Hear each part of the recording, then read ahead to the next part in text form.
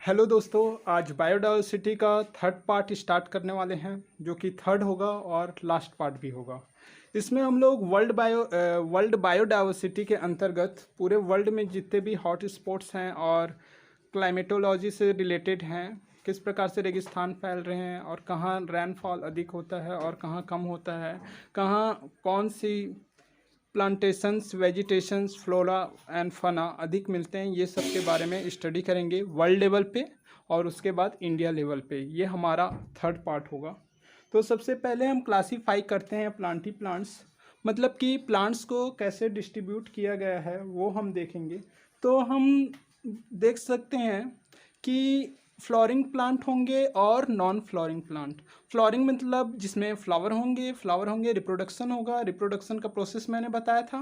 Reproduction process में वही होगा, गैनोसियम होंगे और एंड्रोसियम होंगे। फ्लावर में रिप्रोडक्शन प्रोसेस के बाद सीड बनेंगे और सीड के बाद उस प्रकार से उनका जो एक साइकिल है वो चलते जाएगा। एक लाइफ साइकिल डिफरेंस होती है फ्लोरिंग प्लांट्स में, और उसकी साइज़ एंड शेप इसके अकॉर्डिंग भी हम क्लासीफाइड करेंगे। उसके स्टेम की साइज़ के अकॉर्डिंग, जैसे उसका तना मोटा है पतला है, थर्ड नंबर पे देख सकते हैं, उसके अकॉर्डिंग भी हम क्लासीफाइड करेंगे। और उसके सीड कैसे होते हैं, जैसे कि मोनोकोट सीड हो गए या फिर डाइकोट सीड हो गए। सीड मीन्स बीज, बीज जो द्विपत्री का दो फोल्ड में रहता है, और जैसे कि चना हो गया, मटर हो गया, और एक बीज पत्री बोलते हैं जिसको, जिसमें मोनोकोट्स, जैसे धान हो गए, राइस हो गया, आपका वीट हो गया, या फिर आपका मैच हो गया, ये सब जो हैं मोनोकोट सीड हैं। न्यूट्रिशंस की बात करें तो होलोजोइक न्यूट्रिशन हो पाया जाता है, और होता है एक दूसरा परजीवी बोलते हैं जिसे। ये सब प्रकार के न्यूट्रिशंस पे डिपेंड करते हैं प्लांट्स भी। कई फ्लोरिंग प्लांट्स के अलग अलग न्यूट्रिशंस होते हैं। उसी प्रकार अगर हम नॉन फ्लोरिंग में देखें, नॉन फ्लोरिंग में आपका फर्स्ट है बैक्टीरिया, और सेकंड आता है इसमें एल्गी आता है, थर्ड है फंजाई, और फोर्थ नंबर पे बायोफ्राइडा, फिर होता है आपका फिफ्थ में टेरिडोफाइटा, और फिर सिक्स सेवन्थ नंबर पे आता है लाइकेंस। लाइकेंस मतलब कई छोटे छोटे जो फफूंद टाइप होते हैं, फफूंद नहीं होते हैं, फंगाई, वो एक अलग ही प्रकार के जिसे लाइकेंस कहते हैं। माना जाता है ऐसा कि जहाँ आपका पॉल्यूशंस लेवल अधिक होते हैं वहाँ लाइकेंस नहीं पाए जाते हैं। ये एक आपका ड्रॉबैक बोल सकते हैं लाइकेंस की उपस्थिति का। और इसी में हम अगर बायोम की क्लासीफाइड करें तो बायोम को हम टू पार्ट्स में डिवाइड कर सकते हैं। बायोम मीन्स होता है आपका जितने भी इन्वायरमेंटल इकोसिस्टम्स में हैं उसे टू टाइप्स में डिवाइड करके देख सकते हैं, जैसे कि टेरिस्ट्रियल बायोम और हाइड्रोफाइटा या हाइड्रोफाइटी बायोम्स कह सकते हैं। टेरिस्ट्रियल मतलब कि बोल सकते हैं ग्राउंड लेवल पे ग्रासलैंड हो गए, डिजास्टर्स प्लेस हो गए, टुंड्रा फॉरेस्ट हो गए, फॉरेस्ट को फिर से हम फोर पार्ट्स में देख सकते हैं। मेडिटेरियर मतलब कि भूमध्य रेखीय, जो मैंने मैप में बताया है आपको, और उसी प्रकार ट्रॉपिकल देख सकते हैं, जैसे भूमध्य रेखा हो गई, जो इक्वेटर हो गई, इक्वेटर के जस्ट ऊपर को क्या बोलते हैं, ट्रॉपिकल डिसिडियस फॉरेस्ट बोल सकते हैं।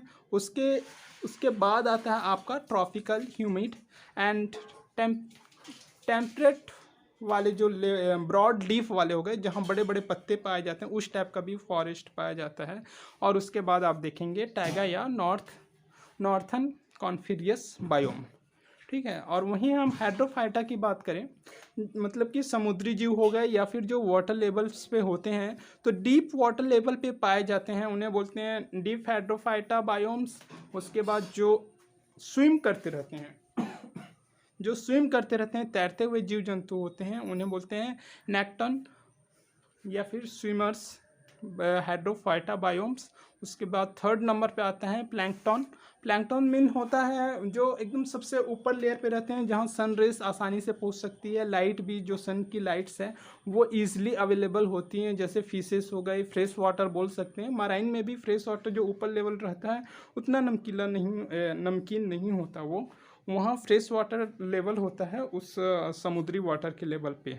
यहाँ जो होता है प्लैंकटन, ऊपर लेयर वाले जीव पाए जाते हैं, बायोम सिस्टम्स पाए जाते हैं। तो हम एक एक करके इसे डिफाइन करेंगे अब, ठीक है दोस्तों, इसमें हम सबसे पहले देख लेते हैं ग्रास लैंड। जो अपना ग्रास लैंड में किस टाइप से इसको डिफाइन किया गया है बायोम्स में। तो ग्रास लैंड में हम देखते हैं इंडिया हो गया, ऑस्ट्रेलिया हो गया, यहाँ सवाना फॉरेस्ट पाए जाते हैं। सबसे अधिक हम लोकेशंस की बात करें ग्रास लैंड सवाना फॉरेस्ट की, तो वो अफ्रीका में पाया जाता है, जहाँ हम देख सकते हैं जेब्रा एटसेट्रा, जेब्रा हो गए, शाकाहारी जंतु भी पाए जाते हैं, और बड़े लेवल पे बड़े साइज़ के एनिमल्स भी पाए जाते हैं। अमेरिका के अगर ग्रास लैंड की बात करें तो उसे लानोस कहते हैं, और वहीं अगर साउथ ब्राज़ील की बात करें तो आप देख सकते हैं फिगर पे पंपास करके एक ग्रास लैंड पाया जाता है, जो काफ़ी बहुत बड़े एरिया में फैला हुआ है।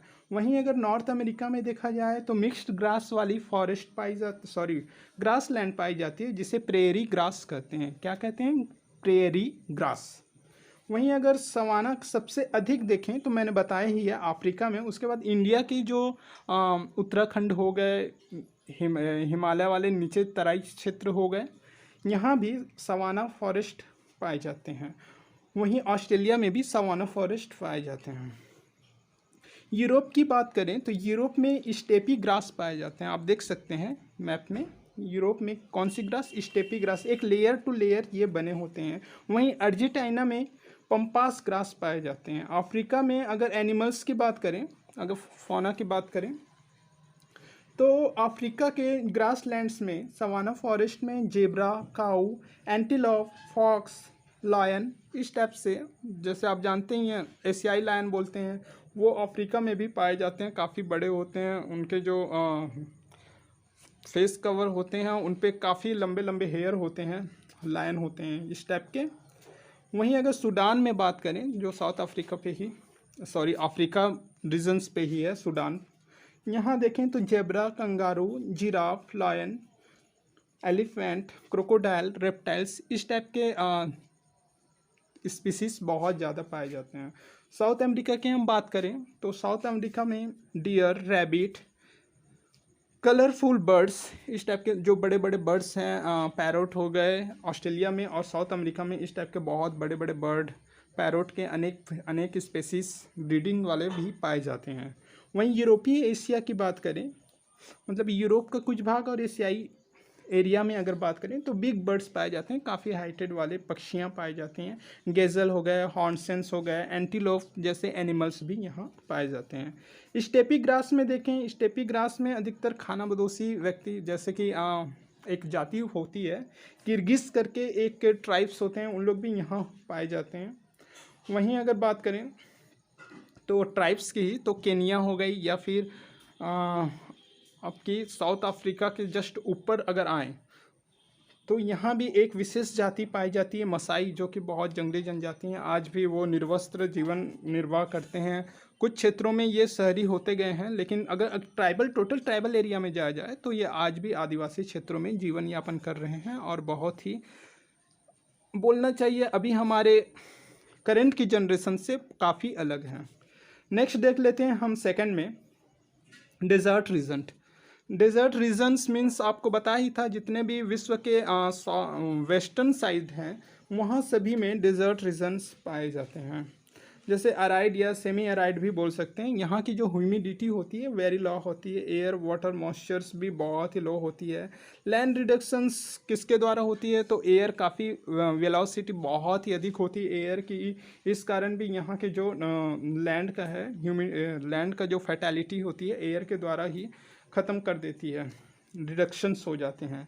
लैंड भी काफ़ी एसिडिक होती है, तो कहीं पूरा बेस होती है, मतलब कि एक क्षारीय हो जाएगी तो भी वहाँ फैटेलिटी कम हो जाएगी, और या फिर टोटल एसिडिटी एसिड वाली हो जाएगी तो भी वहाँ फैटेलिटी कम हो जाएगी। एक बैलेंस अमाउंट पे होना बहुत ही ज़रूरी है, एसिड का या फिर बेस का। वहीं हम बात करें इंडस्ट्रियल एरिया या फिर डेजर्ट की, तो यही एक कारण है जो कि डेजर्ट को फैलते जा रही है। जैसे हमारा थार मरुस्थल इंडिया में कंटिन्यू फैलते जा रहा है। आप देख सकते हैं आज वो अरावली से होते हुए दिल्ली से यूपी की वेस्टर्न साइड पे फैलते ही जा रही है।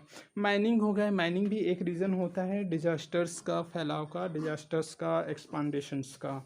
वहीं अगर लोकेशंस की बात करें हम डिजास्टर की, तो अभी हमने देखा था ये मैक्सिमम कैप्रिकॉर्न हो गए या फिर कैंसर हो गए, इसके जस्ट अगल बगल या फिर ऊपर नीचे ही पाए जाते हैं। जैसे मैंने अभी एक्सप्लेन किया ही था कि अफ्रीका में सहारा, लिबिया, आप देख सकते हैं मैप में अफ्रीका में कौन कौन से हैं डिज़र्ट प्लेस, तो सहारा हो गया, लिबियन हो गए। वहीं ऑस्ट्रेलिया में ग्रेट विक्टोरिया, अरब में अरेबियन, सीरियन। मंगोलिया की अगर बात करें तो मंगोलिया में सभी को पता है चाइना से होते हुए गोभी डिज़र्ट फैला हुआ है। चाइना में तकाला और मकान बोलते हैं, मकान, ठीक है। ये दो डिज़र्ट काफ़ी बड़े हैं, जैसे हमारे इंडिया में थार है, इंडिया में थार। नॉर्थ अमेरिका की बात करें तो कालाहाटी और नुबिनियन डिज़र्ट फैले हुए हैं। वेजिटेशंस की बात करें डिज़र्ट्स प्लेस में तो थ्रोनी स्क्रब्स पाए जाते हैं, कांटेदार पौधे पाए जाते हैं। मॉस्कुलर्स ट्रीज एवं प्लांट्स पाए जाते हैं, जैसे कि नागफनी हो गए, नागफनी को क्या बोलते हैं, कैक्टस हो गया। कैक्टस का जो आप देखे होंगे बड़ा बड़ा सा उसका तना पाया जाता है, स्ट्रीम जो रहता है काफ़ी मोटा रहता है और कांटेदार पत्तियां होती हैं, पत्तियां जो हैं स्क्रब थ्रोन के रूप में निकलती हैं। यूफोविया हो गए, कैक्टस हो गए, इकेसिया हो गए, बबूल खजूर, ये सब भी आपको पता ही है। शीत मरुस्थल भी डिजास्टर्स में ही काउंटिंग किए जाते हैं। शीत मरुस्थल मीन्स हो गया आपका कोल्ड डेजर्ट, जहाँ एल्गी और लाइकेंस इस टाइप। डिजास्टर्स के हम अगर एनिमल्स की बात करें, डिजास्टर रीजन्स पे कौन कौन से एनिमल्स पाए जाते हैं, तो मैंने बताया रोडेंट्स हो गए, रेप्टाइल्स हो गए, स्पेशली फॉर कैमिलियंस हो गए, गिरगिट जो कि कलर चेंज करते हैं, एक स्पेसिफिक उनको इन्वायरमेंट मिलती है। रेगिस्तान में एक डिजास्टर, जितने रेत फैले होते हैं, सैंडी एनिमल्स में रेप्टाइल्स गिने जाते हैं, उसी में है कैमिलियंस। जैसे बैट हो गए, डिजास्टर रेट हो गए, फॉक्स हो गए, डंकी हो गए, एक खच्चर भी पाए जाते हैं वहाँ डिजास्टर्स प्लेस में। क्रेटर्स हो गए, स्कॉर्पियन हो गए, डिजास्टर स्नैक हो गए, और अनेक प्रकार के रेप्टाइल्स के बहुत अधिक वहाँ जीव पाए जाते हैं, एक बहुत स्पेसीज पाए जाते हैं, ठीक है। जैसे रेप्टाइल्स में आप ड्रैगन देख सकते हैं, अनेक प्रकार के ड्रैगन्स वहाँ पाए जाते हैं। वहीं अगर बात करें कहीं डिजास्टर्स मीन्स टोटल रेत ही रेत, ऐसा हमें नहीं सोचना है। वहाँ कुछ मात्रा में जैसे रिवर्स बेसिन्स भी गए होते हैं, पास होते रहते हैं। जैसे हमारे यहाँ जैसे रेगिस्तान तो शुरू हो गया थार का, उसके जो एंडिंग पार्ट है जो पाकिस्तान एरिया को टच करती है, वहाँ ग्रीन लैंड्स भी हैं, तो उस एरिया में हो गए नीलगाय हो गया, ब्लैक डियर हो गए, लकड़बग्घा हो गया, फॉक्स हो गए, हाइना हो गए, कैमल हो गए। कैमल वहाँ का इम्पोर्टेंस मतलब बोलना चाहिए इम्पोर्टेंस एनिमल्स में काउंट होते हैं। जैसे हरियाली वाले प्लेस गंगा के बेसिन्स पे देखें या फिर गंगा के मैदानी क्षेत्रों में देखें तो काऊ पाले जाते हैं और हमारे लिए मोस्ट इम्पॉर्टेंट होते हैं गाय। तो वैसे ही रेगिस्तान का जहाज जिसे बोला जाता है वो है कैमल। आप देख सकते हैं किस प्रकार से कैमल का यूज़ करते हैं, ट्रांसपोर्टेशंस के रूप में देख सकते हैं, या फिर नॉर्मल जीवन यापन के दूध के लिए और मांस के लिए भी कैमल का यूज़ किया जाता है। वहीं हम देख लेते हैं थर्ड नंबर में टुंड्रा इकोसिस्टम। टुंड्रा इकोसिस्टम आप मैप में देख सकते हैं किस प्रकार से उसका विस्तार हुआ है। ये मैक्सिमम पोलर रीजन में या सेमी पोलर रीजन्स में ही पाए जाते हैं, जैसे कनाडियन हो गया, कनाडा हो गया, या फिर यूरेशिया प्लेट साइड हो गए, नॉर्थ और साउथ पोल्स में पाए जाते हैं। नॉर्थ पोल अगर टुंड्रा फॉरेस्ट की बात करें तो साइबेरिया हो गया और नॉर्थ यूरोप। वहीं अगर हाई एल्टीट्यूड की बात करें, जैसे ऊंचाई के साथ भी कहीं कहीं जो है टुंड्रा फॉरेस्ट पाए जाते हैं। जैसे हमारा ये जो है इंडिया का जो हिमालय रीजन है वो तो नॉर्थ पोल पे नहीं है, लेकिन ये हाइट के साथ पाया जाता है, इसलिए दो भागों में बांटा गया है, नॉर्थ पोल टुंड्रा और हाई एल्टीट्यूड टुंड्रा फॉरेस्ट, जिसमें हिमालय शामिल है, नॉर्थ अमेरिका शामिल है, और वहीं नॉर्वे और साइबेरिया भी हाई एल्टीट्यूड वाले रीजन्स पे शामिल हैं। अगर यहाँ की हम वेजिटेशंस की बात करें, कौन कौन से वेजिटेशंस पाए जाते हैं टुंड्रास फॉरेस्ट या फिर इकोसिस्टम में, तो काई हो गए, लाइकेंस हो गए और मॉस हो गए। ये बहुत ही मोस्ट इम्पॉर्टेंट वेजिटेशंस हैं जो कि टुंड्रा फॉरेस्ट पे मिलते हैं। साउथ की बात करें तो साउथ रीजन्स में थोड़ी गर्मी तो मिलती ही है, तो यहाँ छोटे स्मॉल फ्लावर्स वाले प्लांट्स पाए जाते हैं, जिसके छोटे छोटे फ्लावर होते हैं, काफ़ी खूबसूरत होते हैं, कलरफुल फ्लावर होते हैं, जो एक गार्डनिंग टाइप का नज़र आएगा आपको। जैसे हिमालय में भी फ्लावर की गार्डन है, उत्तराखंड में आप देख सकते हैं फूलों की घाटी कहा जाता है। वहीं अगर ऊटी में जाएं, ऊटी भी हाई एल्टीट्यूड में है, इसलिए वहाँ भी फूलों की घाटी है। केरला के कई प्रदेश में फूलों की घाटी माना जाता है। हिमालय के उत्तराखंड जो ने मैं बताया, आसाम में हो गए, यहाँ फूलों की घाटी पाई जाती है। ये हाई एल्टीट्यूड में है, लेकिन वो फूलों की साइज़ काफ़ी छोटी होती है और काफ़ी सुंदर नज़र आती हैं। वहीं अगर हम बात करें तो ये पॉन्ड एरिया होते हैं, मतलब तालाब, पानी भरे हुए कुछ एरिया होते हैं। वहीं अगर एनिमल्स देखें तो यहाँ रेंडियर हो गए, डियर हो गए और बियर हो गए। वहीं बफेलो, फॉक्स, सील्स, व्हील और पेंगुइन जो हो गई नॉर्थ पोल रीजन्स में सबसे अधिक पाए जाते हैं। वहीं स्नो ओवल हो गए, ग्रीन टोड हो गए, ग्रीन कलर के मेंढके हो गए, और फ्रॉग, अजीब अजीब टाइप के फ्रॉग देख सकते हैं, इस टाइप के फ्रॉग यहाँ पाए जाते हैं। याक हो गए, वाइट लेपर्ड हो गए।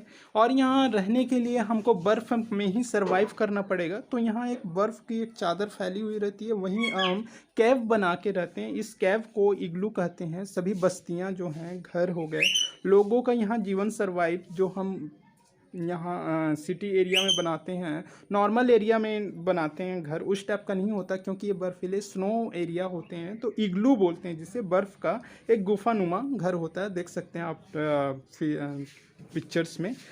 यहाँ रेंडियर मुख्य रूप से पाले जाते हैं। रेंडियर का मिल्क और मीट दोनों ही यूज़ किया जाता है, और उनके जो क्या बोलना चाहिए, हेयर से ऊनी कपड़ा बनाए जाते हैं। यहाँ का एक मोस्ट इम्पॉर्टेंट रेंडियर हो गए, याक हो गए, और यहाँ एक आईसी भेड़ बोल सकते हैं। इस टाइप के जीव यहाँ मोस्टली पाए जाते हैं। इनके बाल जो है बहुत ही घने और घुंघरालू होते हैं, जिनसे ऊन के रेशों का प्रयोग करके स्वेटर एट्सेट्रा कपड़े यहाँ के बनाए जाते हैं, ताकि ठंड में टुंड्रा फॉरेस्ट, टुंड्रा इकोसिस्टम में मेंटेन हो सके। ये बायोम के अंतर्गत जो टेरिस्ट्रियल एरिया होते हैं, ग्रास लैंड, डिजास्टर और टुंड्रा और फॉरेस्ट। तो अब हम फॉरेस्ट को एक एक करके एक्सप्लेन करेंगे, जिसमें मेडिटेरियन फॉरेस्ट हो गया, जो कि इक्वेटर के आसपास होते हैं। ट्रॉपिकल डिसिडियस हो गए, ट्रॉपिकल ह्यूमिड हो गए, और आपका 4th नंबर पे है टेम्परेट ब्रॉड लीफ वाले डिसिडियस वाले फॉरेस्ट। और 5वें नंबर पे आएगा टैगा या फिर नॉर्थन कॉन्फ्रियस बायोम्स के अंतर्गत आने वाले फॉरेस्ट। तो इसमें फर्स्ट है आपका मेडिटेरियन फॉरेस्ट बायोम के अंतर्गत। तो इसका अगर लोकेशन देखें तो ये 30 डिग्री से 50 डिग्री लैटीट्यूड में होती है। आप देख सकते हैं मैप में 30 डिग्री से 50 डिग्री मेडिटेरियन लैटीट्यूड में होगी, जिसमें Spain, Portugal, south France area देख सकते हैं, इटली, यूनान, west Africa and south Australia regions पे इस टाइप के फॉरेस्ट पाए जाते हैं। क्योंकि ये मेडिटेरियन एरिया है, इक्वेटर जहाँ जहाँ से पास होगी उसके आसपास से 30 डिग्री से और 50 डिग्री लैटीट्यूड में है। यहीं अगर वेजिटेशंस की बात करें तो यहाँ मैक्सिमम अमाउंट में ड्राई ट्रीज, मोटी स्किन वाले लीफ वाले ट्री आप देख सकते हैं, और इनकी जड़ें जो होती है, रूट्स का जो साइज़ होता है वो काफ़ी गांठेदार होगी, मोटी मोटी होती है, और एक गांठ बना हुआ रहता है। यहाँ स्क्रबेस और ड्राई ग्रासेस भी पाए जाते हैं, जैतून, ओक, चीड़, फर, अंजीर, इस टाइप के भी ट्रीज़ यहाँ बहुत ही अधिक मात्रा में पाए जाते हैं। आप देख सकते हैं ऑस्ट्रेलिया हो गए या फिर माली क्षेत्र, ऑस्ट्रेलिया अपना इंडोनेशिया साइड भी यूकेलिप्टस और माली स्क्रब्स कहते हैं, ये वाले ट्रीज़ और झाड़ियाँ यहाँ स्क्रबेस पाई जाती हैं।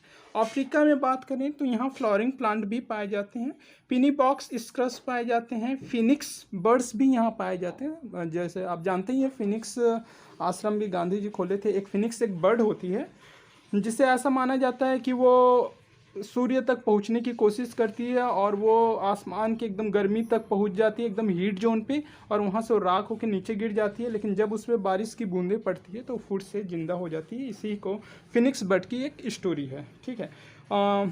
साउथ अमेरिका में देखें और चिली साइड, या फिर नॉर्थ अमेरिका और कैलिफोर्निया साइड देखें तो ओक ट्री की बहुत अधिक मात्रा में पाई जाती है। वहीं यूरोप की बात करें तो बर्च, फर, फाइन और ओक ट्रीज यहाँ भी बहुत अधिक मात्रा में पाई जाती हैं मेडिटेरियंस बायोम्स में। वहीं अगर एनिमल्स की बात करें तो डोमेस्टियल एनिमल जैसे पालतू जानवर के साथ साथ अंगोरा बकरी, गोट्स एक होती है अंगोरा गोट्स बोलते हैं जिसे, एशियंस माइनर्स यहाँ मिलती हैं। गोट और शिप्स की बहुत अधिक प्रजातियाँ यहाँ पाई जाती है। मैरिनो शिप्स पाई जाती है। वहीं अगर ऑस्ट्रेलिया में बात करें तो माइस पाई जाती हैं, छोटे छोटे माइस रहते हैं, और कंगारू और कलरफुल बर्ड पाए जाते हैं। वहीं अगर नॉर्थ अमेरिका की बात करें तो यहाँ डियर, कलरफुल डियर जैसे स्मॉल स्मॉल ड्रॉप्स लगे रहते हैं, स्मॉल उस पर उसके जो साइज़ होते हैं वो स्मॉल साइज़ के भी होते हैं और बड़े साइज़ के भी डियर्स आप देख सकते हैं। रैबिट की बात करें और छोटे ऐसे जीव भी यहाँ पाए जाते हैं। ह्यूमन डेंसिटी की बात करें तो यहाँ बहुत अधिक मात्रा में ह्यूमन की डेंसिटी पाई जाती है यहाँ, क्योंकि ये मेडिटेरियन एरिया, यहाँ धूप और बारिश अच्छी होती है, रेनफॉल बहुत बढ़िया होती है, तो यहाँ आप देख सकते हैं कि ह्यूमन डेंसिटी बहुत अधिक होगी। लाइफ सर्वाइवल के लिए भी अच्छे कंडीशंस होते हैं, इस कारण यहाँ लोगों का बसावट ज़्यादा होती है। कोस्टल स्लाइप भी यहाँ पाए जाते हैं, नाविक जीवन काटते हैं, और कोस्टल्स एनिमल्स भी इसमें शामिल हैं, जैसे क्रोकोडाइल हो गए, रेप्टाइल्स हो गए, इस टाइप की यहाँ स्पीसीज फौना एंड फाना पाई जाती है। नेक्स्ट देख लेते हैं हम ट्रॉपिकल डिसिडुअस बायोम। ट्रॉपिकल डिसिडुअस बायोम या फॉरेस्ट की बात करें तो इसकी जो लोकेशंस है वो 5 डिग्री से 30 डिग्री लैटिट्यूड में है। ठीक है, ये बोथ स्फीयर में पाई जाती है, जैसे कि नॉर्थ स्फीयर हो गए या फिर ईस्ट स्फीयर हो गए या फिर वेस्ट स्फीयर हो गए, दोनों स्फीयर पे ये पाई जाती है। इसमें शामिल हैं India, Pakistan, Myanmar, Indo China में आपका हो गया Laos, Cambodia, Vietnam, south China regions हो गए, नॉर्थ ऑस्ट्रेलिया भी इसमें शामिल है। वहीं अगर हम वेजिटेशंस की बात करें तो यहाँ पर बहुत अधिक मात्रा में रेनफॉल होती है और सन रेस भी सन की जो रे आती है, इस कारण यहाँ चारों मौसम पाए जाते हैं। 4 सीजन्स होते हैं, समर, विंटर, रेनी और स्प्रिंग।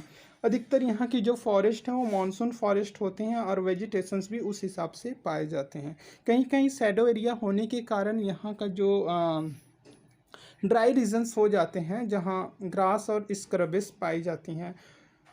और वहीं जैसे आप देख सकते हैं सागौन हो गई, बबूल हो गई, कैक्टस हो गई, इस टाइप की फॉरेस्ट भी कुछ मात्रा में पाए जाते हैं। मैक्सिमम यहाँ फ्रूटी ट्रीज और बैम्बूज, बेथ, ग्रास स्पेसिस के बहुत अधिक प्रजाति पाई जाती हैं। वहीं हम एनिमल की बात करें तो यहाँ डोमेस्टियल और वाइल्ड एनिमल दोनों टाइप के एनिमल्स पाए जाते हैं। और अवेबिलिटी के हिसाब से देखें तो अधिकतर ये माइग्रेशंस बर्ड जो माइग्रेट करके आती हैं ठंडे रीजन से, कोल्ड रीजन से यहाँ, तो वो बर्ड्स भी यहाँ बहुत अधिक मात्रा में यहाँ आपको देखे जा सकते हैं। यहाँ की फॉरेस्ट में हम देख सकते हैं elephant, lion, hippopotamus and other small wild animals availables होते हैं। वहीं 50% से अधिक पॉपुलेशन वर्ल्ड की जो 50% से अधिक पॉपुलेशन इसी रीजन्स में पाई जाती हैं। कौन से रीजन? ट्रॉपिकल डिसिडियस बायोम्स के अंतर्गत पाई जाएगी। इकोनॉमिकली हो गई या फिर सोशल हो गया या हिस्ट्री के एस्पेक्ट से आप देख सकते हैं इसी रीजन्स पे हमारा डेवलपमेंट हुआ है, ह्यूमन का डेवलपमेंट्स हुआ है। यही सिंधु घाटी की सभ्यता जैसे आप जानते ही हैं, सिंधु वैली सिविलाइजेशंस, मेसोपोटामिया हो गई, हड़प्पा हो गई, लोथल हो गई, इसी एरियाज में पाई जाती है, क्योंकि हमारे area India, Pakistan, Myanmar, Indo China और फिर आपका अफ्रीका के अपर साइड इराक, ईरान, इसी रीजन्स में आते हैं। नेक्स्ट है 3rd नंबर हम बात करें तो ट्रॉपिकल ह्यूमिड बायोम हो गई। इसका अगर हम एरिया और लोकेशंस की बात करें तो इक्वेटर से 10 डिग्रीज बिलो और 10 डिग्रीज अपवर्ड होते हैं। यहाँ ये जो एरिया है वो मिड अफ्रीका के पार्ट्स में शामिल है, साउथ और ईस्ट एशिया में शामिल है, मिड अमेरिका, साउथ अमेरिका और अमेज़न बेसिन्स पे इसके विस्तार पाया गया है। आप देख सकते हैं क्लाइमेट काफ़ी हॉट होती है, सफिशिएंट अमाउंट में यहाँ रेनफॉल भी हम देख सकते हैं। वहीं अगर वेजिटेशंस की बात करें तो वेरी लो लाइट प्लांट्स पाए जाते हैं, मतलब कि ये बहुत ही अधिक घने होते हैं, तो वेरी लो लाइट प्लांट्स होते हैं, मतलब कि लाइट जो है ऊपर वाले ट्रीज में पड़ेंगे उनका कैनोपी अधिक होगा, नीचे वाले पे लाइट नहीं पहुंच पाती। 300 से अधिक फीट वाले ट्रीज होते हैं। वहीं वर्टिकल स्ट्रेटिफिकेशन ट्री होते हैं जो मैंने बताया। वेरी डेंस लीफ वाले ट्री होते हैं। ग्राउंड लीव्स के बहुत ही छोटे छोटे होते हैं, वो वृद्धि नहीं कर पाते। एक बार बड़ा ट्री हो गया 300 फीट का, उसके बाद तो नीचे के ट्री पौधे ही और झाड़ियाँ ही पाई जाएगी, स्क्रबिस और ग्रासेस ही होते हैं। यहाँ सनरे अच्छे नहीं पहुँच पाती, इसलिए छोटे छोटे ट्रीज और स्क्रबिस होंगे। एनिमल्स की बात करें तो फ्रॉग पाए जाते हैं, टोड होते हैं, और हमिंग बर्ड्स हो गए, छोटे बर्ड्स हो गए, पैरोट्स हो गए, wild pig, deer, elephant, leopard हो गए, और गिलहरी, हिपोपोटामस, कैमिलियंस, गिरगिट हो गए, और स्कॉर्पियन, आइसोपोस, मिलीपीड्स। सीप के भी कई अनेक स्पीसीज होते हैं, अलग अलग टाइप के सीप्स होते हैं, गधे होते हैं, ये पाए जाते हैं। Mollusca etcetera. नाइट वीवर्स, जैसे नाइट में जो अधिक दिखाई देते हैं उस टाइप के यहाँ जीव काफ़ी मात्रा में पाए जाते हैं, क्योंकि डार्क व्यू होता है। पेड़ तो बड़े बड़े होते हैं, दिन में भी अंधेरा ही छाया रहता है फॉरेस्ट के अंदर। स्नेक पाए जाते हैं, और अनेक प्रकार से यहाँ बर्ड्स की भी जाति देखे जा सकते हैं। बर्बरिक ट्राइब्स पाए जाते हैं, मतलब असभ्य जीवन यापन करने वाले कई जातियां, ट्राइबल्स यूनिट्स यहाँ पर विकसित हैं इस एरिया में, ट्रॉपिकल ह्यूमिड एरिया में। लो पॉपुलेशन डेंसिटी होता है, क्योंकि यहाँ अवेबिलिटी बहुत ही कम होती है। यहाँ खेती करना, फार्मिंग, ये सब थोड़ा टफ प्लेस होते हैं। लो पॉपुलेशंस इसीलिए पाए जाते हैं। यहाँ पर जो हंटिंग ट्राइब्स पाए जाते हैं, जो शिकार पे ही अपना जीवन निर्वाह करेंगे, या तो फिशर होंगे, हंटर होंगे। पेड़ों के ऊपर अधिकतर देखा गया है, साउथ अफ्रीका, केनिया हो गए, युगांडा हो गए, लुआंडा हो गए, ये सब में पेड़ों के ऊपर में घर बना के, एक झोपड़ी बना के रहते हैं, और ये असभ्य जीवन यापन करते हैं, जो कि हमारी अभी करंट की संस्कृति से, कल्चर्स और ट्रेडिशंस इनके काफ़ी अलग हैं। ये मचान नुमा घर बनाते हैं, वेटलैंड्स एरिया में भी, दलदली एरिया में भी इन्होंने अपना लाइफ सर्वाइव करते हैं। तो हम नेक्स्ट देख लेते हैं। इसके बाद 4th नंबर है temperate broad leaf deciduous biome. इसके अंतर्गत हम देखेंगे कि इसका लोकेशन जो है 30 डिग्री से 40 डिग्री लैटिट्यूड में फैला हुआ है।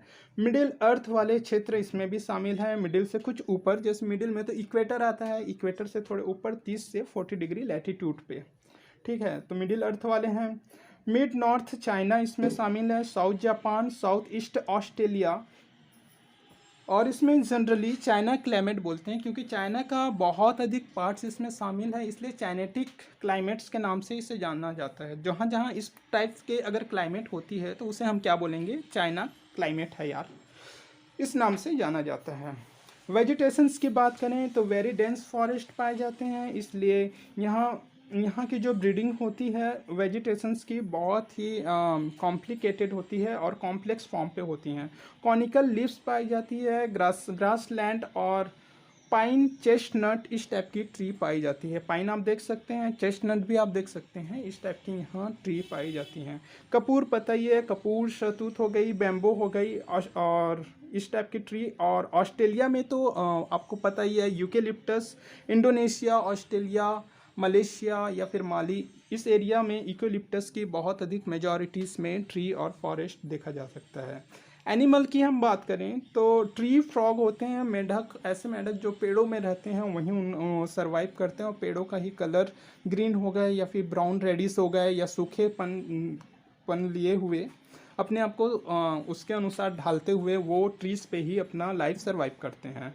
रेटल स्नैक हो गए, हॉक हो गई, वाइल्ड पिग हो गए, डियर हो गए, और सेलामेडर करके एक एनिमल है, वो भी यहाँ पाया जाएगा, ठीक है।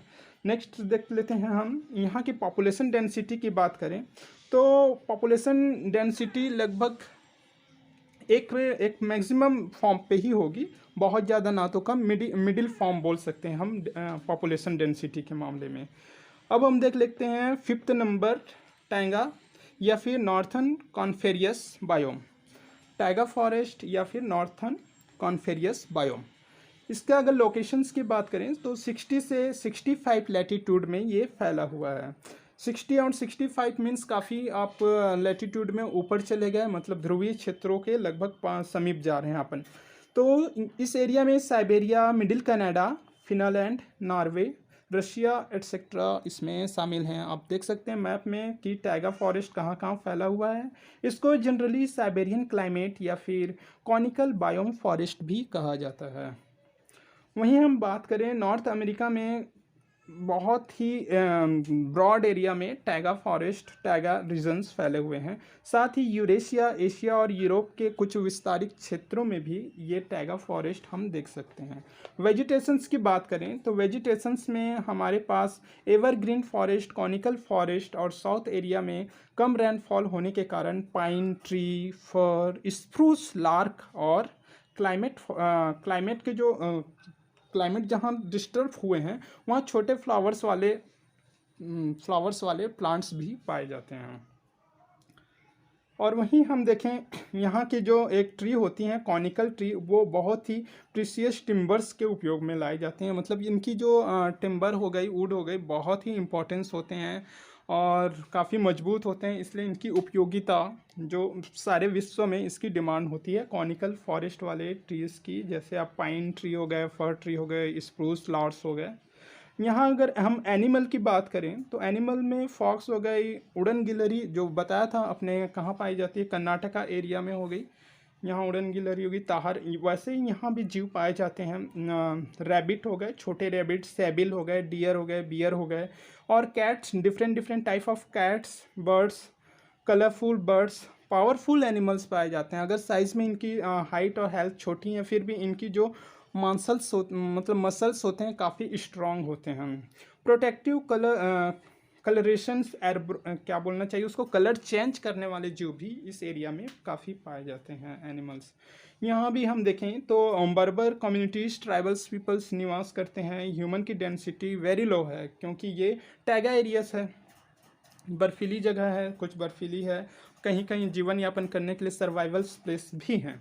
ठीक है, यहाँ से हमारा कंप्लीट हो जाता है ये फॉरेस्ट के पांचों पार्ट्स। मेडिटेरियन फॉरेस्ट हो गए, ट्रॉपिकल डिसिडियस फॉरेस्ट हो गए, ट्रॉपिकल ह्यूमिड फॉरेस्ट हो गए, और temperate broad lived deciduous forest हो गए, और 5th नंबर पे टैगा नॉर्थर्न कॉन्फिरियस बायोम या फॉरेस्ट हो गए। अब हम नेक्स्ट देख लेते हैं बायोम के सेकेंड पार्ट में हेड्रोफाइटा या फिर हेड्रोफाइटी बायोम्स। इसमें डीप, नेक्टन और प्लैक्टन 3 प्रकार से इसको डिवाइड कर सकते हैं। ये मेराइन रीजन्स पे ही पाए जाते हैं। मेराइन रीजन्स का मीन है मेराइन के मतलब कि एक समुद्री जल या फिर ओशियन को 3 टाइप में हम डिवाइड कर सकते हैं। सबसे ऊपर वाले लेयर हो गई, मिडिल लेयर हो गई, या फिर सबसे लोएस्ट लेयर हो गई जो कि ज़मीन या स्थल से टच होती है। तो देखते हैं हम इसके जो फर्स्ट है, सबसे नीचे वाले लेयर को बोलेंगे बीनीथ या फिर डीप लेयर्स बोल सकते हैं। यहाँ की फ्लोरा फना लगभग 15% टोटल, अगर ओशियंस की बात करें तो बीनीथ में जो होती है वो 15% तक ही फ्लोरा फना इस यहाँ पाई जाएगी। और यहाँ थैलेसिया ग्रास होती है, देख सकते हैं आप डायग्राम में थैलेसिया ग्रास कैसे होते हैं। जो स्टेरा होती हैं लार्ज साइज के एल्गी होगी, कवक और शैवाल यहाँ बहुत ही बड़े बड़े होंगे, एक स्पेसिफिक और कलरफुल रहते हैं। अगर यहाँ की एनिमल की हम बात करें तो सबसे अधिक मोलास्का जो कि ऊपर में कवर रहते हैं और नीचे जो मसल्स होते हैं, मोलास्का जैसे घोंघा बोल सकते हैं, इस टाइप के मोलास्कस जीव्स रहते हैं, और शिप्स पाए जाते हैं। अलग अलग लेयर वाले होते हैं, अलग अलग लेयर में अलग अलग टाइप के मोलास्कस पाए जाते हैं। स्पेसीज रेड सीप, कैटल फिश, ब्लैक फिश और Mollusca, sponge, hydra, protozoa etcetera कवच वाले जिनके कवर काफ़ी हार्ड होते हैं, और फंगी लेयर वाले भी यहाँ पर एनिमल्स पाए जाते हैं। यहीं अगर हम सेकंड की बात करें नेक्टन की, नेक्टन मीन होता है जो तैरने वाले जीव होते हैं, मिडिल पार्ट में होते हैं, ओशियंस के बीच के लेयर में ये पाए जाते हैं, और स्विमर्स होते हैं, ये स्विम करते रहते हैं। जैसे फिश हो गई, डॉल्फिन हो गई, सी स्नैक्स हो गए, ओशियंस बर्ड हो गए, और सील, व्हेल फिश हो गए, और ट्रिबल्स फिश हो गए, ये सभी स्विम करते रहते हैं। एक और स्पेसिफिक फिश होती है, स्क्वैड्स बोलते हैं, जो बहुत तेज़ी से तैरने वाली फ़िश होती है, जो काफ़ी किलोमीटर्स मतलब 10 से 15 किलोमीटर सेकंड में ही मिनट में ही तैरने वाले होते हैं, जो इस ओशियंस पे और मिडिल लेयर में होते हैं ओशियन के। इसमें कॉर्मोरेंट, बेबीज एवं गुआनो जैसे बर्ड्स भी पाए जाते हैं जो कि समुद्र के लेयर में अंदर मिडिल लेयर पे तैरते हुए फिर बाहर निकलते हैं, जो दोनों में उड़ भी सकते हैं, तैर भी सकते हैं और आपका लैंड पे भी सरवाइव कर सकते हैं। इस प्रकार के यहाँ फ्लोरा एवं फना देख सकते हैं। नंबर थर्ड है आपका प्लैंकटन, मतलब कि प्लावक बोल सकते हैं। प्लैंकटन मतलब सबसे ऊपर लेयर, समुद्र ओशियंस के सबसे ऊपर अपर लेयर पे ये होते हैं, जहाँ ओशियंस पे लाइट जो सन रेज है आसानी से पहुँच सके और आसानी से यहाँ के जो आप देख सकते हैं कि जितने भी यहाँ प्लांट्स होंगे या फिर आपका एनिमल्स होंगे वो आसानी से सन रेस की वजह से अपना फूड जनरेट करते हैं, फूड बनाते हैं और क्लोरोफिल से यहाँ फूड जनरेट किया जाता है। तो आसानी से यहाँ कई प्रकार के प्लांट्स पाए जाएंगे सबसे ऊपर लेयर पे, क्योंकि यहाँ लाइट वेव भी अच्छी आ रही है और ऑक्सीजन्स भी अच्छी है और कुछ मात्रा में डीप की कंपेयर देखें तो कुछ यहाँ फ्रेश वाटर भी होगी। यहाँ ट्रांसपेरेंट वाले फ्लोरा एंड फना होंगे जिसे प्लैंकटन कहा जाता है वेजिटेशंस को, और जू प्लांटन्स कहा जाता है आपका एनिमल्स को। एल्गी और प्रोटोजोआ, डायटम, इस टाइप के यहाँ जीव पाए जाते हैं। स्पीसीज भी अनेक प्रकार के पाए जाते हैं। और एनिमल्स में हम देखें तो क्रिस्टोसिल्स, मोलास्का, टेनिफेरा, सेलेट्रेडा स्पेसीज यहाँ के प्रमुख स्पेसीज हैं। और अब हम लोग आगे देखेंगे इंडिया के बारे में, क्योंकि यहाँ से हमारा हेड्रोफाइटा बायोम भी कंप्लीट होता है। ये वर्ल्ड लेवल पे हो गया। अब हम इंडिया के हॉट स्पॉट हो गए और जितने भी इम्पोर्टेंस पॉइंट्स हैं बायोडाइवर्सिटी से रिलेटेड वो स्टडी करेंगे। Thank you.